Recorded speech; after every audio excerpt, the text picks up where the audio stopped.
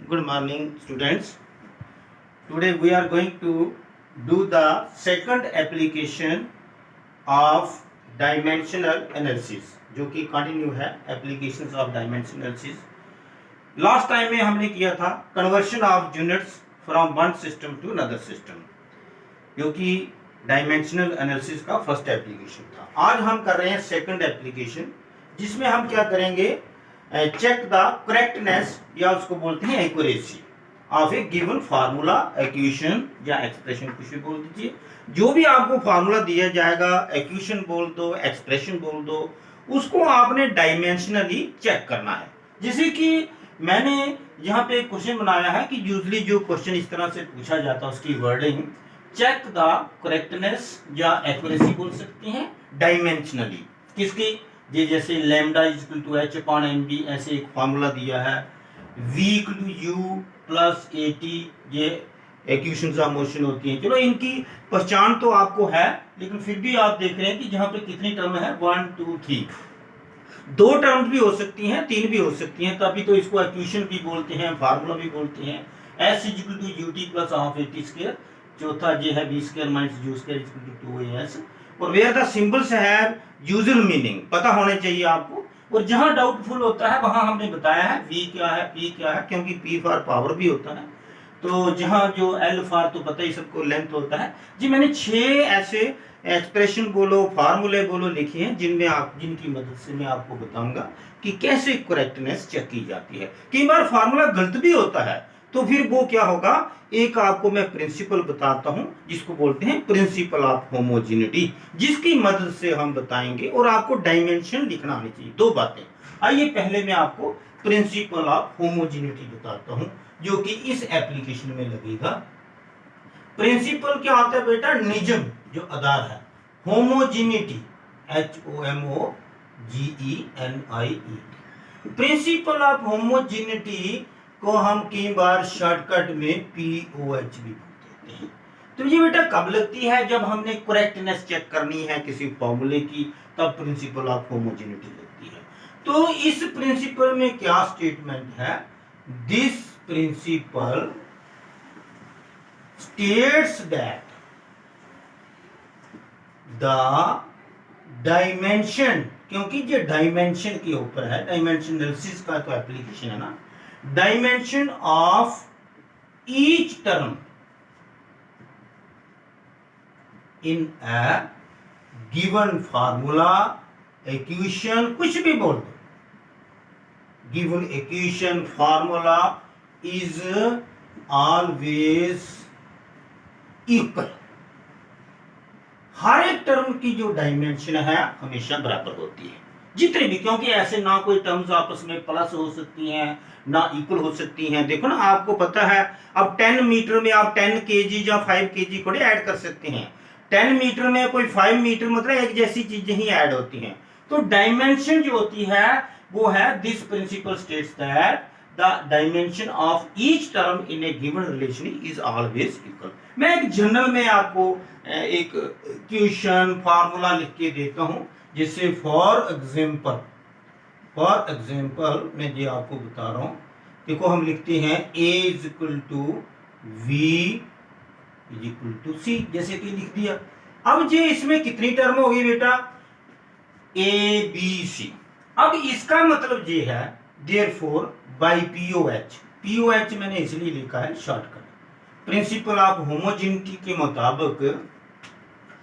तो क्या होगा, जैसे हमने स्टेटमेंट लिखा है, dimension of A is equal to dimension of B is equal to dimension of C. मतलब जितनी भी, जैसे कि ये इक्वेशन है, कोई ये इक्वेशन है, इसको हम इक्वेशन भी बोल सकते हैं. तो बेटा इस इक्वेशन क्यों बोलते हैं? क्योंकि a प्लस बी को इसने c के इक्वल किया, तो इसको इक्वेशन बोल सकते हैं, एक्सप्रेशन भी बोल सकते हैं. तो इसमें जो डायमेंशन a की होगी वही b की होगी और वही c की होगी. ऐसे ना कोई चीज इक्वल हो सकती है, ना प्लस माइनस हो सकती है. तो इस चीज को ध्यान में रखते हुए हम जो है इन फार्मूलों की, इन इक्वेशनों की, इन एक्सप्रेशन की एक्यूरेसी, करेक्टनेस चेक कर सकते हैं डायमेंशनली. डायमेंशनली क्या होता है? डायमेंशन देख के. तो इसमें क्या है, कुछ इनकी वीकनेसेस भी हैं कि इसमें कांस्टेंट का नहीं पता चलता है, तो उसकी डायमेंशन भी बेटा कोई नहीं होती है, कोई प्रॉब्लम नहीं उसमें। तो आइए हम सबसे पहला क्वेश्चन करते हैं, सॉल्यूशन टू क्वेश्चन नंबर 1 हल करते हैं इसका। Lambda is equal to h upon m। बेटा इसमें dimension of left hand side और राइट हैंड साइड भी लिख सकते हैं, अपनी मर्जी है, क्योंकि इसमें दो ही टर्म है, एक लेफ्ट साइड है एक राइट है। कई बार ऐसे भी स्टूडेंट लिखते हैं, तो वो कोई ऐसी बात नहीं। तो इसमें क्या करना है, dimension of left hand side भी बोल सकते हैं, ये आपको मैंने बता दिया है, जब एक एक टर्म है तो लेफ्ट हैंड साइड भी बोल सकते हैं। तो जिसका मतलब होगा डायमेंशन ऑफ लैम्डा। बेटा लैम्डा क्या होता है, लेंथ होती है, वेव लेंथ। तो लेंथ की डायमेंशन क्या होती है, वो एल ही होगी, ना एम होगा ना टी होगा। डायमेंशन वेव लेंथ, बेटा जो लैम्डा है ये सभी स्टूडेंट्स को पता होना चाहिए, अगर आपको नहीं पता तो मैं लिख के देता हूं, ये वेव लेंथ है, मतलब वेव की length. Length means length, distance है, जिसको सिंपली एल बोलेंगे। तो लेफ्ट हैंड साइड की डायमेंशन आ गई, तो फिर इसी तरह से राइट हैंड साइड की डायमेंशन भी हम बोल सकते हैं। या ऐसे जो एक एक टर्म वाले हम लेफ्ट हैंड साइड या राइट हैंड साइड बोलने में कोई परहेज नहीं करेंगे, इसमें कोई प्रॉब्लम नहीं है। बेटा राइट हैंड साइड में क्या है, h अपॉन m। अब अगर हमने राइट हैंड साइड की डायमेंशन बतानी है तो हमें सबकी डायमेंशन बताना पड़ेगी, सबकी किसकी, h की, m की, v की। तो ये आपको पता ही है, h क्या होता है, h प्लैंक्स कांस्टेंट है, उसकी डायमेंशन अगर आपको नहीं आती है तो मैं जहां आपको बताता हूं, देखो ऐसे करके, ये तो रफ आ गया ना, डायमेंशन ऑफ h, और इधर नीचे आएगा डायमेंशन ऑफ, जो चीजें डिवाइड हैं डिवाइड रहेंगी, जो मल्टीप्लाइड हैं उनमें कुछ चेंज नहीं करनी आप। जैसे h के नीचे m भी है तो वो नीचे ही रहेगा डिनोमिनेटर में। अब मास की मल्टीप्लिकेशन वेलोसिटी के साथ है, ये नहीं है कि जब हम मास की डायमेंशन लिखेंगे तो वेलोसिटी के साथ उसका मल्टीप्लिकेशन नहीं होगा, वो तो होगा ही होगा, ये ब्रैकेट तो मल्टीप्लिकेशन ही शो करती है। तो dimension of v, v for velocity, इसको पता है, m फॉर मास, जिसकी कैपिटल M आ जाएगा, और h प्लैंक्स कांस्टेंट। और प्लैंक्स कांस्टेंट की जो डायमेंशन है वो क्या होती है बेटा, अगर आपको नहीं आता है तो मैं बताता हूँ, क्योंकि प्लैंक्स कांस्टेंट का जो डेफिनेशन है अगर कभी आपको भूल जाए, जैसे मैं कर रहा हूँ ऐसे करके, h जो है energy equal to h into frequency, ये फ्रिक्वेंसी होता है, इसको भी मत समझिए। और जहां से बेटा जब h का फार्मूला ड्राइव होगा तो E अपॉन फ्रिक्वेंसी आएगा। तो इसकी डायमेंशन क्या बना लेते हैं इधर। तो एनर्जी की डायमेंशन वही होती है जो वर्क की होती है, फोर्स इनटू डिस्प्लेसमेंट। तो फोर्स होता है ml/t-2, तो एक लेंथ से मल्टीप्लाई हो गया। और फ्रीक्वेंसी 1/t, तो t की पावर -1, ये -1 ऊपर जाएगा तो ml/2t, माइनस ये 1 प्लस बन जाएगा, तो ऊपर 2 में से 1 निकल जाएगा तो -1 रहेगा। तो मैंने ये आपको बता दिया है h की डायमेंशन, ठीक है, ये रफली ऐसे लिखा मैंने साइड में। h की डायमेंशन क्या आ गई, ml/2t। देखिए ध्यान से, डायमेंशन ऑफ मास नीचे, तो जो मास की डायमेंशन है मी आएगी। डायमेंशन ऑफ वेलोसिटी आपको पता होगा, ब्रैकेट लगा के रखते हैं ताकि पता चल जाए आपको। वेलोसिटी होती है LT-1, क्यों, क्योंकि डिस्प्लेसमेंट अपॉन टाइम होता है। देखो m से m कैंसिल हो जाएगा, l से l कैंसिल हो जाएगा, t से -t1, ये तो जहां से दिख रहा आपको, जहां इनकी पावरें ऊपर ले जाओ, m की पावर 1 है तो वो 1 में से 1 चला जाएगा तो 0 रहेगा। l की पावर कितनी है, 1 है, तो ऊपर 2 है, तो 2 में से 1 चला जाएगा, क्योंकि ये जो 1 ऊपर जाएगा तो -1 होगा, तो 2 से ही -1 होगा। t की पावर ऊपर -1 है, नीचे वाले -1 ऊपर जाके प्लस बनेगी, m की पावर भी 0 होगी, t की पावर भी 0 होगी। जिनकी पावर 0 होगी ना उनको लिखने की जरूरत नहीं, और l की पावर 1, तो बेटा सिर्फ l ही लिख लीजिए। तो देखो जैसे आपने देखा कि लेफ्ट हैंड साइड की डायमेंशन l आई, तो राइट हैंड साइड की भी डायमेंशन l आ गई, तो ये फार्मूला डायमेंशनली करेक्ट है। तो हम बेटा यहां क्या लिख सकते हैं, hence the given formula is dimensionally correct, ये हम ऐसे करके लिख सकते हैं, hence the given formula is dimensionally, या correct dimensionally, is correct dimensionally. Dimensionally का मतलब डायमेंशन के बेस पे, given formula is correct dimension. क्यों? क्योंकि हर एक टर्म, दो ही टर्म है यहाँ पे, जो लेफ्ट हैंड साइड में डायमेंशन है जो कि लैम्डा है, उसकी डायमेंशन भी एल आई, जो राइट हैंड साइड में है जो कि एच अपॉन एम बी है। तो जब हमने उसकी अलग अलग डायमेंशन देखी, एच प्लैंक्स कांस्टेंट होता है। एच क्या होता है, अगर आपको नहीं पता है तो मैं जहां से बताता हूं, एच प्लैंक्स कांस्टेंट है। प्लैंक साइंटिस्ट का नाम है जिसका वो फार्मूला बना है, जी एनर्जी का फार्मूला होता है बेटा, एनर्जी एच न्यू, फ्रिक्वेंसी जो भी रेडिएशन सन से निकल रही है, energy in the form of radiation, जिसको एच के नाम से पुकारा जाता है। तो ये मैंने आपको बताया भी था जब डायमेंशन बताई थी। डायमेंशन तो आपको याद करना पड़ेगी, फिर भी मैं आपकी हेल्प के लिए जहां देखो रफ किया है, थोड़ा बताया आपको। तो ये एक मैंने कर दिया है, आपको समझ आ गया होगा कि जो जब भी हम किसी फार्मूले को चेक करते हैं तो हमें अगर दो ही टर्में हैं तो लेफ्ट और राइट लिख सकते हैं, लेकिन इसमें कैसे लेफ्ट और राइट लिखेंगे? इसमें v की डायमेंशन करेंगे, फिर u की करेंगे, फिर at की करेंगे, ऐसे। तो आइए हम एक और आपको करते हैं, फिर नेक्स्ट इसको करके क्लियर, फिर नेक्स्ट भी करेंगे। अब देखो अभी नेक्स्ट हम क्वेश्चन नंबर दो जो है उसका आपको मैं सोल्यूशन बना के दिखाता हूँ, हल करके दिखाता हूँ। दो क्या है, 2 नंबर पे मैंने क्या लिखा है, v is equal to u plus a t. अब सबको पता होगा अगर v क्या है, u क्या है, a क्या है, t क्या है। तो अगर नहीं पता है तो मैं फिर भी आपकी हेल्प करता हूं, जहां पे देखो v होता है फाइनल वेलोसिटी। चलो मैं जहां लिख देता हूं फाइनल वेलोसिटी, फाइनल हो या इनिशियल हो, है तो वेलोसिटी है ना। वेलोसिटी की डायमेंशन आपको मैंने बोला हुआ है याद रखने के लिए। जो u है वो है इनिशियल वेलोसिटी। तो ये भी, इनकी भी डायमेंशन तो एक जैसी होनी है, ये तो जब चीजें एक जैसी हैं, वेलोसिटी है। at बेटा, a जो होता है वो एक्सेलरेशन होता है, एक्सेलरेशन मतलब चेंज ऑफ वेलोसिटी। और मेरे ख्याल t के बारे में बताने की जरूरत नहीं है, वो तो सबको पता, टाइम है, ये आपको पता होना चाहिए, फिर भी मैंने आपको बता दिया। अब क्या करना है, डायमेंशन ऑफ v और डायमेंशन ऑफ u तो आपको पता ही है, सिर्फ लिख देना है, क्योंकि उसी से आपको पता चलेगा बाई POH, बाई यहां भी आप लिख सकते हैं by POH, hence the given formula is correct, क्योंकि POH के मुताबिक इसमें हर एक टर्म की जो डायमेंशन है वो बराबर होनी चाहिए। अगर दो है तो लेफ्ट और राइट लिख रहे हैं हम। अब देखिए जहां कोई लेफ्ट राइट नहीं लिखेंगे, जहां पूरा टर्म का नाम ही लिख देंगे, DIM डायमेंशन होता है।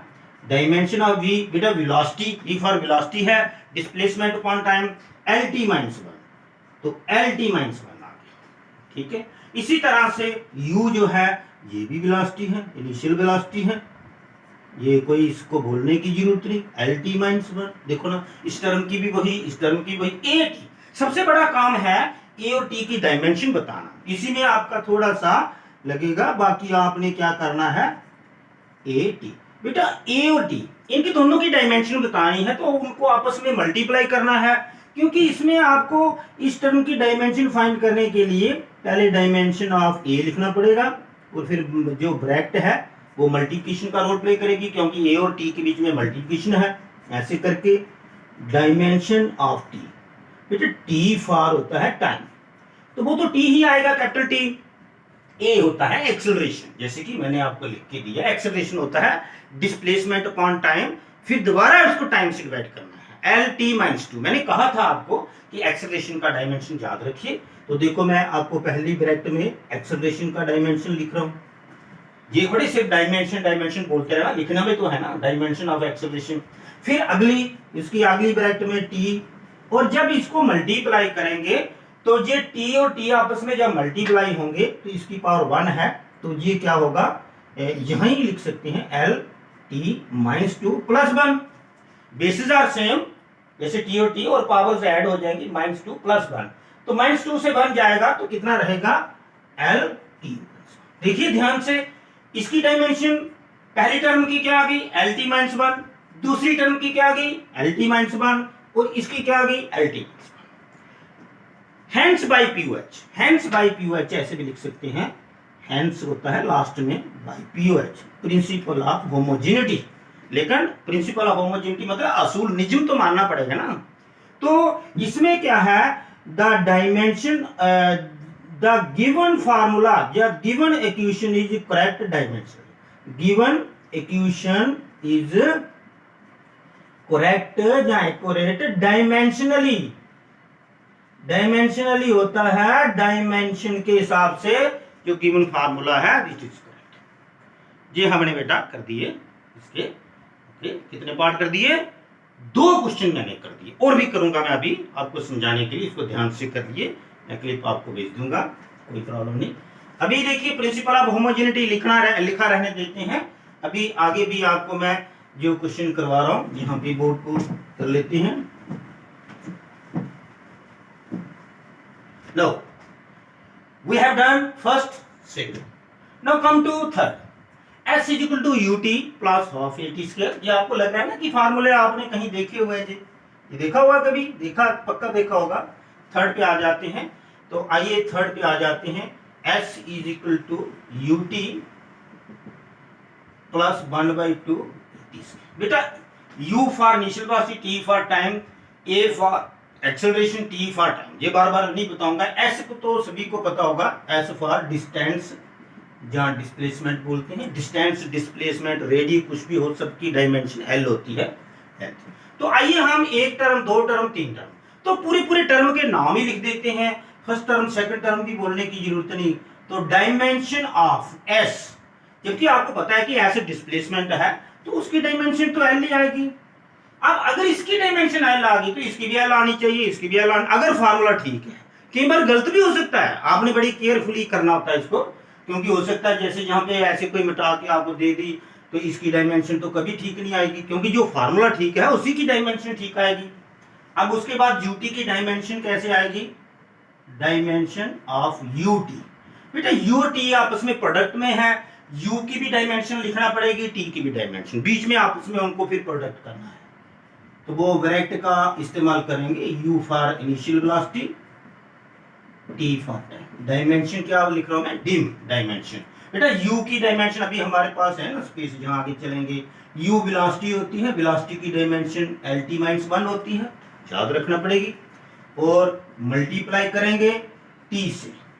बेटा T की पावर 1 और T की पावर -1 को T की पावर 0 हो जाएगी, -1 + 1, और 0 पावर बेटा लिखने की जरूरत नहीं होती, बिकॉज एनीथिंग रेज पावर 0 1 होता है, तो वो आपको एल ही लिखना पड़ेगा, क्योंकि 1 के साथ तो मल्टीप्लाई करना नहीं होता है। इतना मैथ तो आना चाहिए सबको, एनीथिंग रेज पावर 0 1 होता है, तो एल आ गया। देखो इसकी डायमेंशन भी एल आ गई, अब इसकी भी डायमेंशन एल आनी चाहिए अगर फार्मूला ठीक है। तो आइए इसकी पूरे की डायमेंशन बताने के लिए आपको क्या करना है, पूरी की पूरी आपने टर्म ऐसे लिखनी है, ठीक है, समझा रही है। तो 1/2 कांस्टेंट है, क्योंकि तभी तो मैं बोल रहा हूं कि इसकी यही एक लिमिटेशन है कि कांस्टेंट के बारे में कोई इंफॉर्मेशन नहीं देता है। डायमेंशनली ठीक है, तो आपको क्या करना होगा, डायमेंशन ऑफ 1/2 नहीं लिखना है, उसको करना ही नहीं, कांस्टेंट की होती नहीं डायमेंशन, ए की डायमेंशन लिखना है, फिर multiply dimension of T square मत बोलिए, डायमेंशन ऑफ टी, जो पावर होती है ना वो ऊपर लिख देनी है ब्रैकेट लगा। क्यों, क्योंकि डायमेंशन का मतलब ही होता है power raise to the basic physical quantity, तो वो पावर को बड़े संभाल के लिखना है, पावर को छोड़ना मत सोचना कि ये भी कांस्टेंट है। अब इसके नीचे जो टी है ना उसकी डायमेंशन लिखी है, वो उसी के ऊपर पावर रहेगी। तो ए की डायमेंशन लिखते हैं, यहां आगे स्पेस कम है तो ए की डायमेंशन आ गई LT-2, एक्सेलरेशन होती है ना, ये ब्रैकेट आ गई मल्टीप्लिकेशन, और नेक्स्ट इसके साथ जो टी है, टी फॉर टाइम होता है, तो वो ब्रैकेट भी नहीं, ब्रैकेट के अंदर ले आते हैं पावर 2, और जे पावर 2 प्लस की और जे माइनस की, 2 में से 2 गया तो 0, इसको भी करना है क्या, -2 + 2, देखो basis are same, powers are added, 2 में से 2 निकालेंगे, 0 एनीथिंग रेज पावर 0 जो होती है 1 होती है, तो डायरेक्ट भी एल लिख सकता था, मैं आपको समझाने के लिए किया है जी।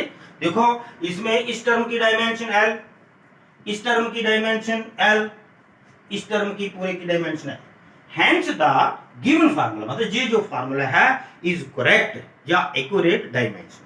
देखो क्या है, हेंस बाय पीओएच भी लिख सकते हैं, हेंस बार बार पीओएच लिखने की जरूरत नहीं, हेंस द गिवन, आपकी मर्जी है, गिवन फार्मूला या इक्वेशन, जो भी आप समझते हैं, जैसे कि एग्जाम में आपको लिखा क्या होगा, गिवन इक्वेशन इज करेक्ट, साथ में जी भी लिखना है, क्योंकि कांस्टेंट की कोई जिम्मेवारी नहीं है, डायमेंशनली, जैसे कि जहां कोई कांस्टेंट लग जाए तो हमें तो पता ही नहीं चलेगा, तो यही तो इसकी वीकनेस है।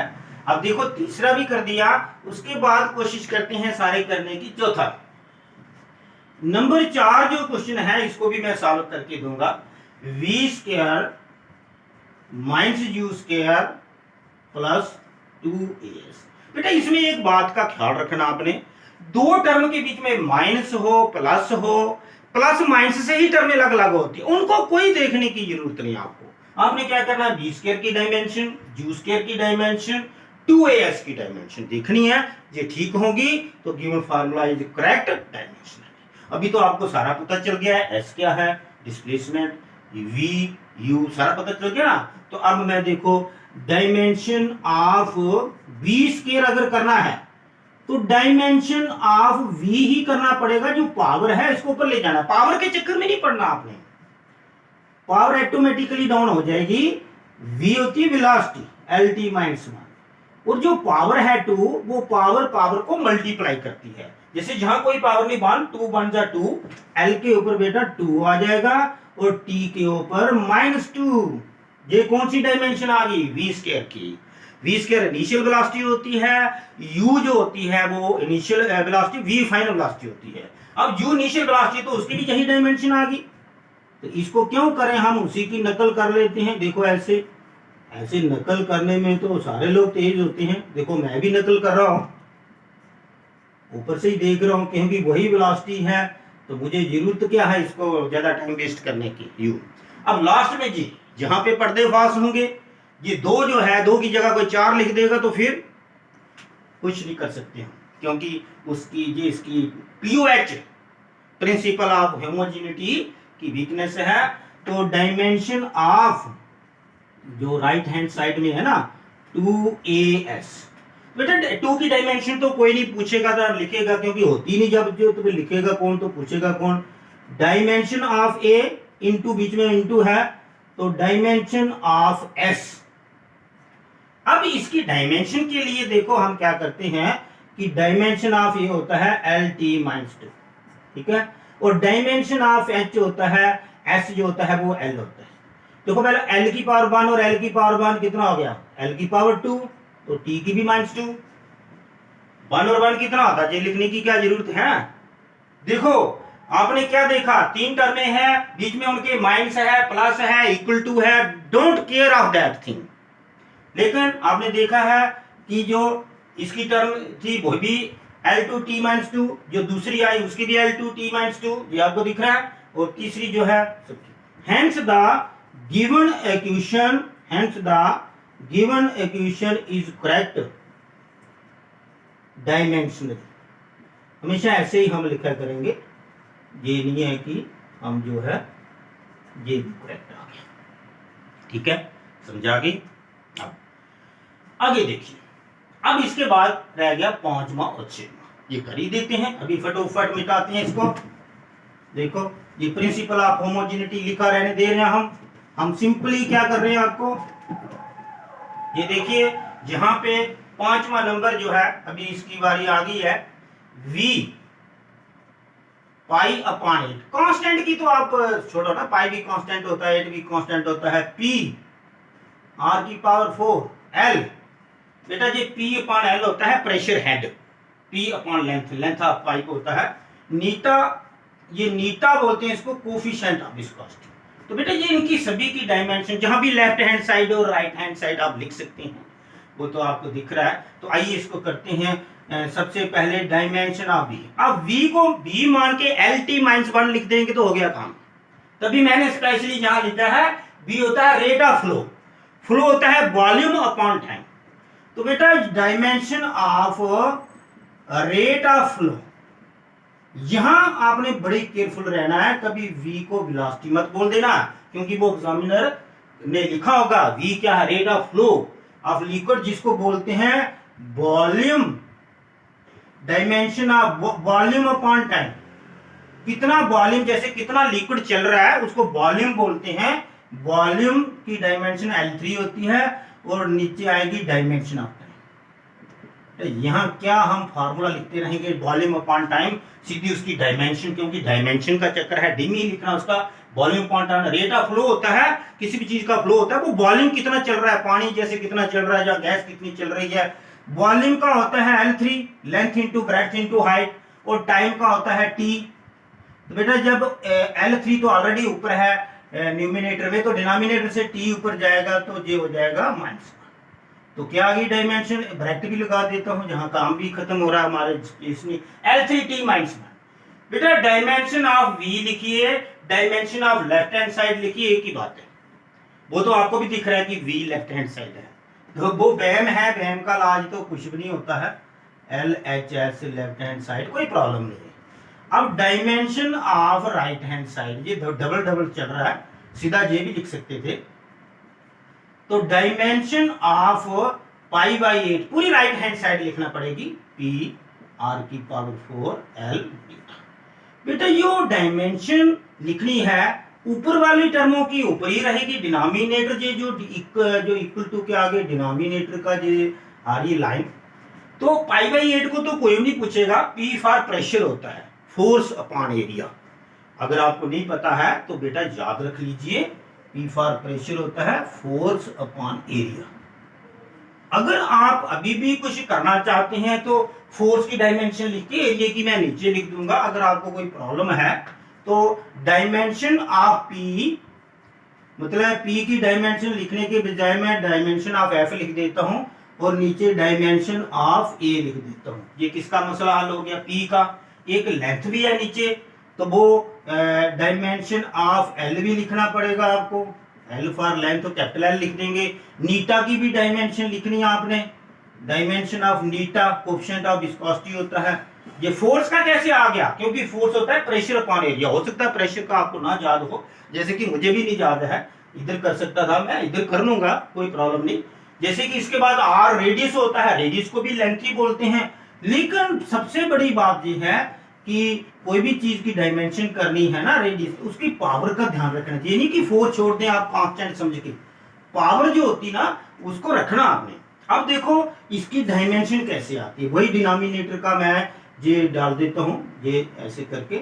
और फोर्स की डायमेंशन तो आपको मैंने कहा हुआ ना याद करने के लिए, मास इनटू एक्सेलरेशन mL(T)-2। तो अब आ गया रेडियस, रेडियस की L होती है, तो चलिए इसको नॉर्मल ब्रैकेट लगाते हैं L, तो L के ऊपर पावर 4 आएगी ना, वो पावर तो R के ऊपर आएगी, R for radius of the pipe. A for area जो लेंथ इनटू ब्रेड्थ होता है, लेकिन लेंथ इनटू ब्रेड्थ को L² बोलते हैं। तो डायमेंशन ऑफ L बेटा वो तो L ही आना है, वो तो किसी को क्या है इसके बीच में मल्टीप्लाई है, ब्रैकेट ब्रूकेट लगाने की जरूरत नहीं। अब नीटा, अब नीटा जो होता है ना, नीटा को कैसे हमने घसीटा, देखो ML-1 T-1। देखो मैं यहाँ पे आपको नीटा की डायमेंशन बताता रहूंगा, ये तो आपको याद रखना पड़ेगी, नहीं तो मैं आपको बता दूंगा लास्ट में कि नीटा क्या होता है, कोएफिशिएंट ऑफ विस्कोसिटी अलग से बता दूंगा, कल नेक्स्ट टाइम हम डिस्कशन करेंगे तो बता देंगे। अब जितने भी टर्म्स नीचे हैं, ये ऐसे L⁴ 1 L⁴ 2 3 है ना, ये सीधा 3 ऊपर चला जाएगा तो -3 आ जाएगा। और जो L के साथ ही जाके उसको अटैच कर देते हैं, L⁴ ऊपर 1 है तो नीचे से -3 ऊपर जाएगा, ये L का काम खत्म कर दिया। लेकिन जहां 4 भी है, जहां हम 1 + 4 जो है 5 ही लिख देते हैं, ऐसे करके बता गया ना। सुन, 1 और 4 सबको पता 5 है, तो L की जितनी भी पावरें हैं नीचे वाली ऊपर जाके माइनस हो जाएंगी और ऊपर वाली प्लस ही जाएंगी। अब T और तो नहीं कोई L, और भी L है, ये -1 है, जो मुझे भूल गया है तो मैं जहां पे उसको लिख लेता हूं। देखो ये होगी, समझ आ गई। 5 + 1 6 में से 3 जाएंगे तो वही 3 आएंगे जो उधर आए थे। तो देखो ये तो मेरी अपनी प्रॉब्लम है ना, M की पावर जहां 1 लिखा तो M जहां -1 भी है तो -1 0 लिख देते हैं, जहां M से M कैंसिल भी कर सकते थे, नीचे ऊपर 1 है नीचे भी 1 है तो 1 से 1 जाएगा, सीधा 0 लिख दिया मैंने। ठीक है, समझा रही है, क्योंकि M कहीं आने वाला है। लेकिन ये जो है ये भी रोल प्ले हो गया, T⁴ -1 ऊपर T⁴ -2 है, नीचे से -1 जाएगा तो ऊपर +1 बन जाएगा। तो हम क्या करते हैं, अब देखो 5 और 1 कितने होते हैं, 6 में से 3 निकालेंगे तो कितने आएंगे, 3 ही आएंगे, 3। M नहीं आएगा, M की पावर 0 1 होता है। और बेटा 2 में से 1 निकालते हैं तो सबको पता है 1 ही होता है 1, तो T⁴ बड़ा जरा गौर से देखिए, ये क्या है L3 T-1 L3 T-1, left hand side का डायमेंशन इक्वल आ गया। Hence the given formula, bar bar pOH बोलने की जरूरत नहीं। वो तो हम बोलते हैं किसी के कंधे के ऊपर बंदूक रख के गोली चलाना है, वो गोली चलाने की जरूरत नहीं आपको, जो आपको पता है, सबको पता है पीओएच क्या होता है। हेंस द गिवन फार्मूला, जहां इक्वेशन बोलिए कोई बात नहीं, इज करेक्ट डायमेंशनली, डायमेंशन के हिसाब से वो करेक्ट है। ये तो हमारा, अब एक लास्ट में चलते चलते हम आपको बता देते हैं, जितने लिखे हैं सारे कवर हो जाएंगे। फिर आपसे जो है किसी की भी डायमेंशन आपको नहीं आती है, जैसे आपको कोएफिशिएंट ऑफ विस्कोसिटी होगी, लेकिन ये बात जो है कर करके पता चलेगी आपको। t equal to 2 pi under root, under root होता है जिसकी पावर 1/2 होती है, L अपॉन G, L होती है लेंथ। तो जहां बेटा dimension of left hand side लिखिए बड़े मजे से, क्योंकि दो ही टर्म है, तो dimension of t for time, तो t ही आ गया ना डायमेंशन। अब इधर आइए, 2 पाई वगैरह कांस्टेंट है, डायमेंशन ऑफ, अब तो हम स्पीड से गाड़ी चलाएंगे बेटा, टाइम हो रहा है, dimension of 2 pi under root L upon G, बेटा अंडर रूट होता है ना, इसको स्क्वायर रूट बोलते हैं, इसकी 1/2 पावर होती है, और 2 पाई की कोई डायमेंशन नहीं होती है। तो कोई डायमेंशन नहीं होती तो हम कौन सी लिखने वाले हैं, डायमेंशन ऑफ L लिखेंगे divided by dimension of G, और सबकी पावर 1/2, L और G दोनों। L फॉर लेंथ होता है, उसकी पावर 1/2 आ गया, और नीचे G acceleration due to gravity, acceleration कोई भी हो, चाहे ड्यू टू ग्रेविटी हो कोई भी हो, तो वो तो LT -2 आएगा, और इसकी भी पावर 1/2, क्योंकि ये दोनों की पावर थी। मैंने ऊपर L की लग कर दी, नीचे वाले की लग कर दी। अब देखो, आपको पता है जहां पे ये बड़ा दूर लिखा गया है 1/2 इसके ऊपर लिखी, अब जहां लिख देते हैं आके, देखो लेफ्ट हैंड साइड की डायमेंशन T है ना, इसकी भी T आ गई, ये L की 1/2 है ना, ये ऊपर रही, नीचे से जो L की 1/2 है ये इस L के ऊपर आएगी, और ऊपर जाके ये माइनस हो जाएगी, 1/2 से 1/2 जाएगा तो 0 हो जाएगा। L तो चाहिए नहीं हमें, हमें सिर्फ T चाहिए, ये नहीं है कि मैं कोई जानबूझ के कर रहा हूं।